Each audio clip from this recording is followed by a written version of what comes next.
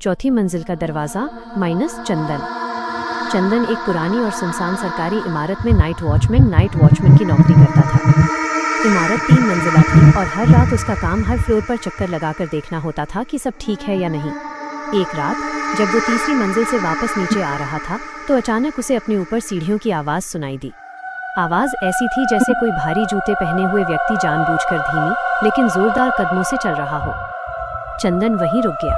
उसने घड़ी देखी, रात के 2 बज रहे थे और इस इमारत में उसके अलावा कोई नहीं था। उसे अच्छी तरह पता था कि इमारत केवल 3 मंजिल की है। डरते डरते उसने टॉर्च ऊपर की ओर घुमाई। उसकी टॉर्च की रोशनी ने एक ऐसी जगह को छुआ जो वहां नहीं होनी चाहिए थी। एक और सीढ़ी का सेट जो एक अदृश्य चौथी मंजिल की ओर जा रहा था।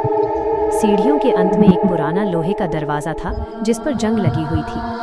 वो आवाज़ अब उस दरवाजे के पास से आ रही थी, खोल दो, मुझे यहाँ से बाहर निकलना है। चंदन का दिल तेज धड़कने लगा। उसने हिम्मत करके दरवाजे के पास जाकर कान लगाया।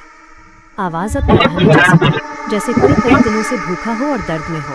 उसने दरवाजे पर धीरे से दस्तक दी। अंदर से कोई जवाब नहीं आया। बस दरवाजे की दरारों से एक तेज सड़ी हुई महक बाहर आने लगी, इतनी भयानक कि चंदन का जी मिचलाने लगा। चंदन ने पीछे हटने का फैसला किया। जैसे ही उसने एक कदम पीछे लिया, दरवाजे पर लगा जंग खाया हुआ ताला तेजी से जमीन पर गिर गया। चंदन ने बिना पीछे मुड़े भागना शुरू कर दिया। वो तेजी से सीढ़ियां उतरकर नीचे आया, अपनी छोटी सी चौकी में घुसा और दरवाज़ा बंद करके हांफने लगा। अगली सुबह जब नया वॉचमैन आया तो चंदन अपनी चौकी में कुर्सी पर बैठा था, लेकिन उसकी आंखें खुली थीं और उनमें भयानक खौफ जमा हुआ था। वो हिल नहीं रहा था, न ही कोई आवाज़ निकाल रहा था।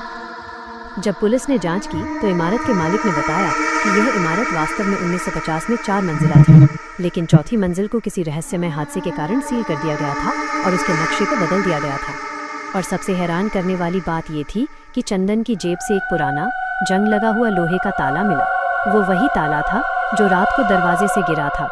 कोई नहीं जानता कि चौथी मंजिल पर क्या बंद था, लेकिन हर रात इमारत के नीचे से रात के ठीक 2 बजे एक धीमी भारी आवाज़ आती है, खोल दो, ताला मिल गया है।